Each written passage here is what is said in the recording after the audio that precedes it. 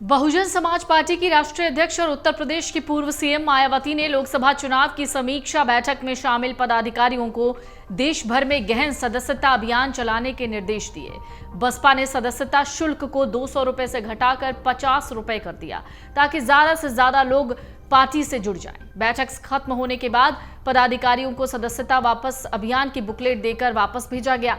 इससे पहले यूपी की पूर्व सीएम मायावती ने पदाधिकारियों से कहा कि जिन राज्यों में जल्द विधानसभा चुनाव होने हैं वहां लोकसभा चुनाव की गलतियों को दोहराना नहीं है। पार्टी को हर स्तर पर मजबूत बनाना है। देश के वर्तमान राजनीतिक हालात को देखते हुए पार्टी के लोगों को सचेत और हमेशा तैयार रहना है। उन्होंने कहा, चुनाव में किसी न किसी मुद्दे को लेकर विशेषकर गरीब और कमजोर वर्गों के लोग गुमराह होकर अपनी एकमात्र हितैषी पार्टी बसपा को नुकसान पहुंचाकर शोषण करने वाली पार्टी को सत्ता में आसीन करा देते हैं, जो उचित नहीं है। इस पर लोगों को विचार करना चाहिए। बार बार गुमराह नहीं होना चाहिए। हर परिस्थिति का मुकाबला करके अपने हित में बसपा को मजबूत बनाकर अपने खुद के पैरों पर खड़े होना होगा। मायावती ने अपने बयान में आगे कहा, इस बार विरोधी पार्टियों द्वारा चुनाव में संविधान बचाओ जैसे अनेक मुद्दों को लेकर किए गए गलत प्रचार से गुमराह होने की वजह से बसपा का जबरदस्त नुकसान हुआ है। आगे चुनाव में फिर ऐसा नुकसान ना हो। कांग्रेस पर हमला बोलते हुए कहा कि जिस पार्टी ने संविधान सभा में डॉक्टर भीमराव अंबेडकर को आने से रोकने के लिए तमाम हथकंडे अपनाए थे, वो अब संविधान बचाने की बात कैसे कर सकती है।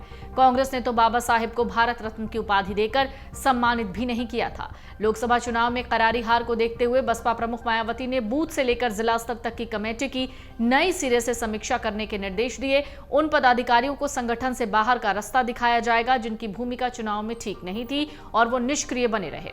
सूत्रों के अनुसार रविवार को बैठक में मायावती ने पदाधिकारियों को निर्देश दिया कि बूथ, सेक्टर, विधानसभा और जिला स्तर की कमेटी की नए सिरे से समीक्षा की जाए। संगठन से उन्हें बाहर किया जाए जो सक्रिय नहीं है। 50% युवा कार्यकर्ताओं को संगठन में रखा जाए। सोशल इंजीनियरिंग को ध्यान में रखते हुए वंचित समाज ही नहीं, ओबीसी सहित अपर कास्ट और अल्पसंख्यक समाज के लोगों को मौका दिया जाए।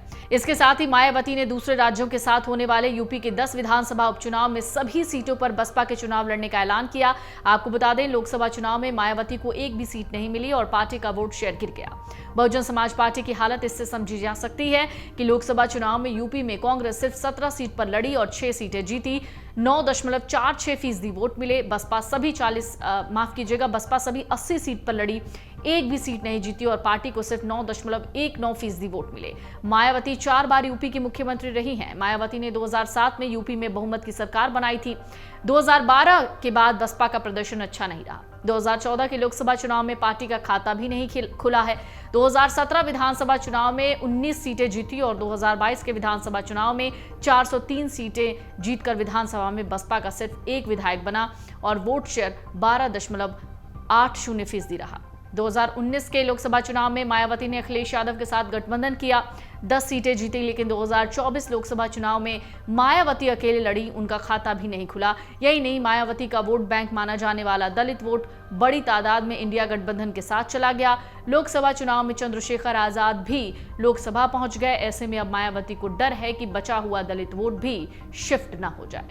अगर आप ये वीडियो YouTube पर देख रहे हैं तो हमारे चैनल को सब्सक्राइब करें और बेल आइकन को दबाना ना भूलें। अगर आप Facebook पर ये वीडियो देख रहे हैं तो हमारे पेज को लाइक करें।